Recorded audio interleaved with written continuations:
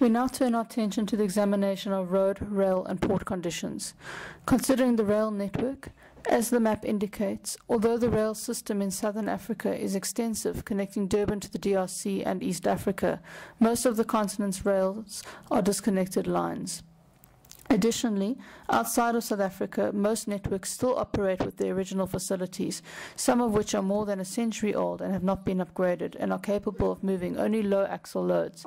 Furthermore, in some systems, major sections are not operational and require rehabilitation before operations can resume.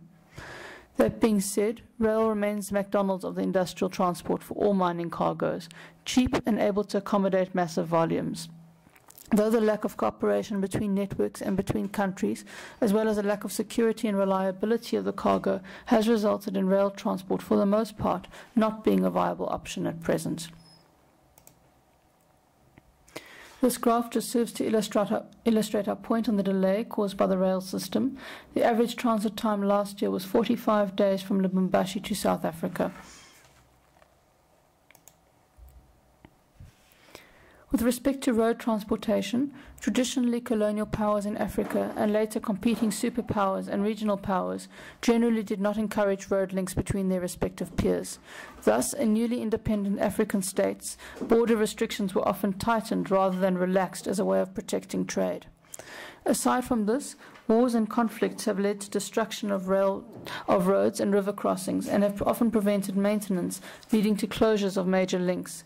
In the case of the DRC, war has partially destroyed principal routes between East and West Africa and set back road infrastructure development. Furthermore, delays are exacerbated by highway checkpoints and border controls. On this map, I would just like to draw your attention to three important roads in Katanga. The Lobito-Beira Highway, otherwise known as the East Route. Most of that road is unpaved. It was used until the mid-70s, but now the western half from Angola south and central DRC needs reconstruction. Also, there are two internal roads, the Kowezi-Likasi Road and the Lubumbashi-Kasumbalesa Road. In the case of the former, it is hardly operational in the rainy season, and even the dry seasons conditions are very poor. Nicanor in 2006 did spend some money repairing the road to ensure the transportation of its equipment, but the lack of maintenance since then has seen the road revert to its previous condition. The bridge over the Lualaba River is in desperate need of repair, though it has been reported that a Chinese company will be rebuilding the road by the end of the year. It is our feeling that the upgrade of the Kowezi-Likasi Road must be seen as a priority in order to ensure smooth carriage of copper and cobalt. The Lubumbashi-Kasumbalesa Road is in good condition as the toll system enables maintenance. The border at Kasumbalesa, however, is badly organized as vehicles cannot pass on a Sunday, causing traffic jams on Mondays and Tuesdays. The traffic jams have somewhat been relieved by the Congolese Customs Body Control Center between Lubumbashi and Kasumbalesa, though there is the need for improvement.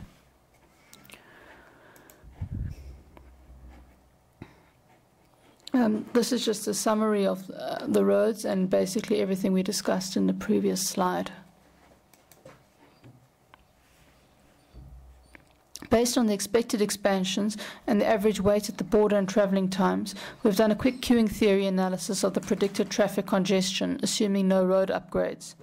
If we assume a turnaround time of 30 days, which we believe is conservative, and 3 days average waiting time at the border, based on the future mine rate at any given time, we will see around 760 trucks congested at the Sakanya border. The infrastructure situation as it stands is unsustainable. In the absence of substantial investment focused on the upgrading of roads and the reduction in border wait times, this will frustrate the plans of major copper and cobalt mining companies and negatively impact growth in Katanga's economy. In this part of the presentation, I want to address some of the recent infrastructural development programs which are either being planned or are currently underway. The Benguela Railway spans a length of 1,344 kilometers in Angola, but achieved its greatest success through the linking of the copper belts of Katanga and Zambia. Through its Katanga link and Zambia's connection to Beira and Dar es Salaam, the railway was able to form part of a transcontinental line. In its heyday, it was the shortest possible route to transport commodities from Congo to Europe, and we consider it the most viable option to ensure trade to and from the copper belt. Part of our rationale for this belief in the line's viability is that the distance from Kolwezi to Lobito is about 1,800 kilometers, rendering this route the shortest route from Katanga producers, with only one border crossing. At present, the line is only operational between Lobito and Cobalt, having been rehabilitated and reopened in April 2005. On the Angolan side, the 1975 Angolan Civil War destroyed parts of the infrastructure, bringing the line to a halt. In 2005, China provided $300 to $500 million in financial aid to assist with the replacement of the track and reconstruction of the bridges. According to a report published in 2009 by Railways Africa, the Chinese construction and rehabilitation was on track. A 380-kilometer section from Santeria is complete, and the Chinese construction company expects to reach the Congolese border in Mexico province by the end of this year. However, according to the managing director of DRC Railway Company, SNCC, in January this year there was a dispute between the Angolan and Chinese government regarding non-payment by the Angolan authorities, and the China International Fund ceased construction in mid-2010 already, and it is uncertain whether construction will resume. That being said, even as late as November 2010, Angolan government was still insisting that the railway will connect to Luala by the end of 2011.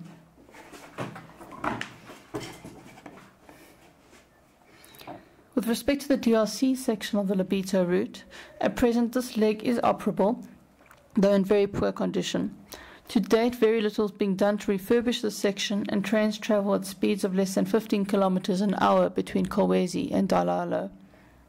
According to the SNCC, the World Bank has expressed a desire to rehabilitate this line, though it awaits financing initiatives from copper mining companies before it undertakes to provide funding. Talks are currently underway to revive the route from Lubumbashi to Kinshasa and the Matadi port, though it seems that alternative routes may be more economically viable.